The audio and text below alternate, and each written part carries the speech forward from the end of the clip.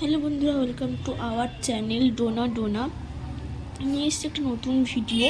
আমি এখানে রান্না করবো ফ্রায়েড রাইস। তার জন্য গরম জল বসিয়ে দিয়েছি, তার মধ্যে তেজপাতা, এলাচ, লবণ সব কিছু দিয়ে দিয়েছি। এবার একটা পাত্রে কাজু বাদাম কিশমিশ ভিজিয়ে দিলাম। তো এখানে আমার জলটাও ফুটে গেছে। এরপর এর মধ্যে দিয়ে দেবো আগে থেকে ভিজিয়ে রাখা চাল। এরপর আমার ভাতটাও হয়ে গেছে। ভাতের ফ্যান গড়িয়ে এখানে আমি পাতিয়ে নেব ভালোভাবে, যাতে ঝরঝরে হয়ে যায়। এবার আমি কড়াইতে তেল দিয়ে দিয়েছি, এর মধ্যে দিয়ে দেবো এক একটা বিনস, গাজর, ক্যাপসিকাম।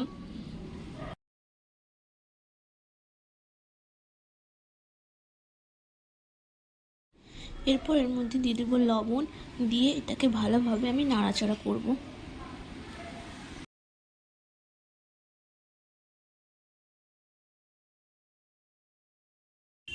এরপর ভালোভাবে নেড়ে ঢাকনা দিয়ে ঢাকা দিয়ে দিলাম। এরপর চলে আসলাম আমি কিছু ভাজা মশলা করতে। এর মধ্যে দিয়ে দেবো দারচিনি, এলাচ, লবঙ্গ, জায়ফল। এটাকে আমি নাড়াচাড়া করে ভালোভাবে ভেজে নেব।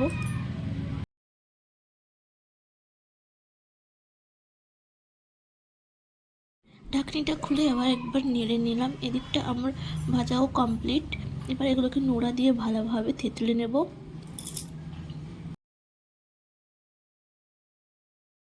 ক্যাপসিকাম, বিনস, গাজর সব ভাজা কমপ্লিট। এবার আমি একটা গামলিতে করে নামিয়ে নেব।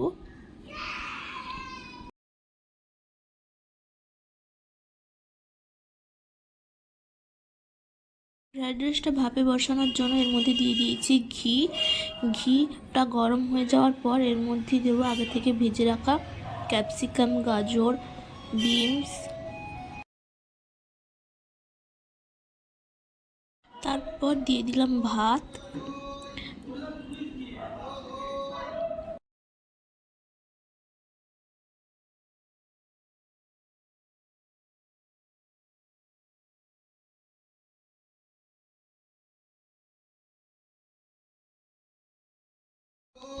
তারপর আবারও দিয়ে দিলাম ক্যাপসিকাম, বিনস, গাজর।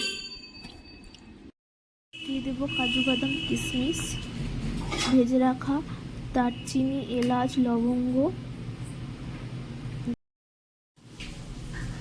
এবার দিয়ে দেবো লবণ, চিনি,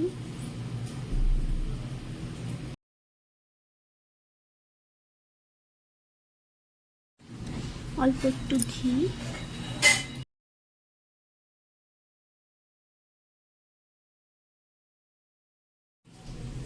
এরপর আবারও দিয়ে দিলাম ভাত। দিয়ে এরপর আমি ঢাকনাটা দিয়ে দেবো।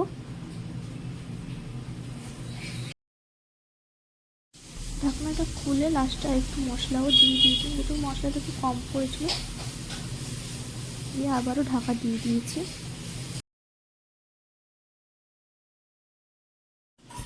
কিছুক্ষণ পর ঢাকনাটা খুলে ভালোভাবে মিশিয়ে নেব নাড়াচাড়া করে।